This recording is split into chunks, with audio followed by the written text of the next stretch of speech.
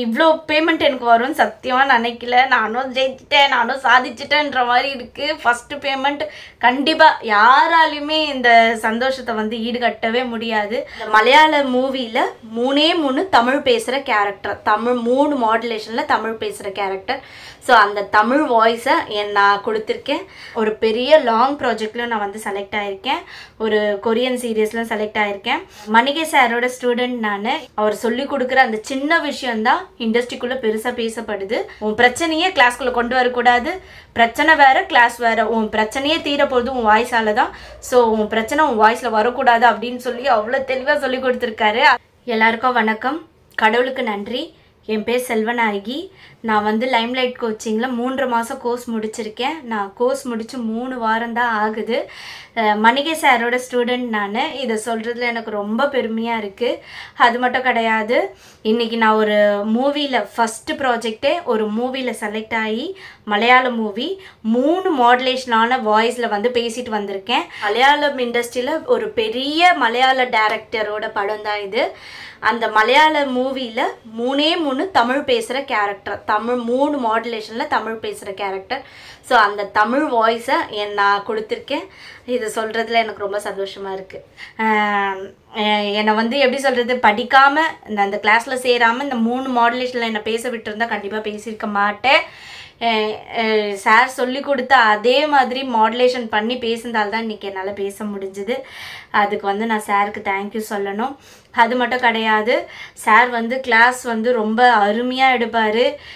நம்மளுக்கு சின்ன சின்ன விஷயங்களை கூட சின்ன சின்ன விஷயந்தானே அப்படின்னு நம்ம நினைப்போம், அவ்வளோ மிஸ்டேக்கையும் அவர் கரெக்டாக கண்டுபிடிச்சி சொல்வார். கண்டிப்பாக அதெல்லாம் நீங்கள் கேட்டு நடங்க.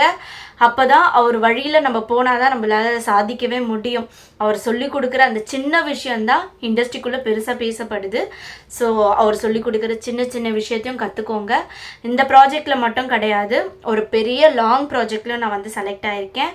ஒரு கொரியன் சீரியஸ்லையும் செலக்ட் ஆகியிருக்கேன். இந்த ப்ராஜெக்டில் இப்போ பேசிட்டு வந்த அந்த மூவியில் நான் வந்து பேமெண்ட்டும் வாங்கிட்டேன். நான் பேசின டைமிங் பார்த்தீங்கன்னா ஒரு 1 hour தான் இருக்கும். அந்த 1 hourல நான் வந்து இவ்வளோ பேமெண்ட் எனக்கு வரும்னு சத்தியமாக நினைக்கல. நானும் ஜெயிச்சிட்டேன், நானும் சாதிச்சிட்டேன்ற மாதிரி இருக்குது. ஃபஸ்ட்டு பேமெண்ட் கண்டிப்பாக யாராலையுமே இந்த சந்தோஷத்தை வந்து ஈடுகட்டவே முடியாது. அதுக்கு முழு தேங்க்யூ நான் சாருக்கு தான் சொல்லுவேன். அதே மாதிரி ஒவ்வொரு நாளையும் நான் வந்து ஒரு புதிய நாளாக பார்த்துருக்கேன். கிளாஸில் நான் அட்டன் பண்ணும்போது ஒவ்வொரு விஷயத்தையுமே அவர் சொல்கிறது நான் ஈஸியாக எடுத்ததே கிடையாது, கற்றுப்பேன். அதே மாதிரி நீங்களும் கற்றுக்கோங்க.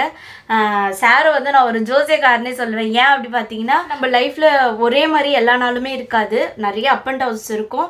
அதே மாதிரி கிளாஸ் எடுக்கும் போது அந்த 3.5 மாதத்தில் ஒரே மாதிரி இருந்திருக்க மாட்டோம் இல்லையா. ஸோ ஒவ்வொரு நாளும் ஒவ்வொரு விதமாக இருக்கும் போது எனக்கு ஒரு நாள் வந்து நான் ரொம்ப கஷ்டத்தில் ஒரு கிளாஸ் நான் வந்து சாரோட கிளாஸ் அட்டன் பண்ணும்போது என் வாய்ஸை ஸ்டார்ட் பண்ணணுமே சொல்லிட்டாரு.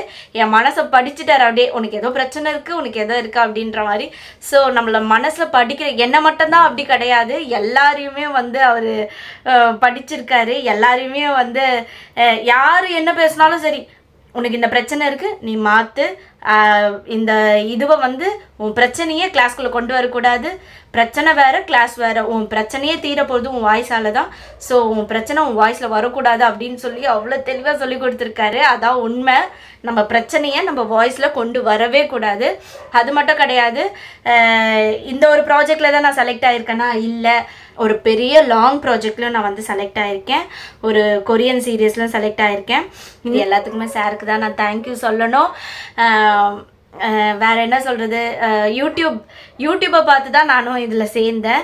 உங்களை மாதிரி நிறைய பேருக்கு ரொம்ப பயமாக இருக்கும், ஐயோ யூடியூப்பை பார்த்து சேர்றோமே என்ன பண்ண போகிறோம் அப்படின்ட்டு. கண்டிப்பாக தைரியமாக சேருங்க, உங்களால் ஜெயிக்க முடியும். சார் சொல்லி கொடுக்குறத பின்பற்றினா மட்டும்தான் ஜெயிக்க முடியும். சாரோட வழிகாட்டுதல் தான் நம்ம ஜெயிக்கிற ஒரு படிக்கட்டாக நான் நினைக்கிறேன். கண்டிப்பாக சார் வந்து பயப்படாமல் சேருங்க, ஜெயிங்க. தேங்க்யூ. இந்த வாய்ப்பு கொடுத்ததுக்கு ரொம்ப நன்றி.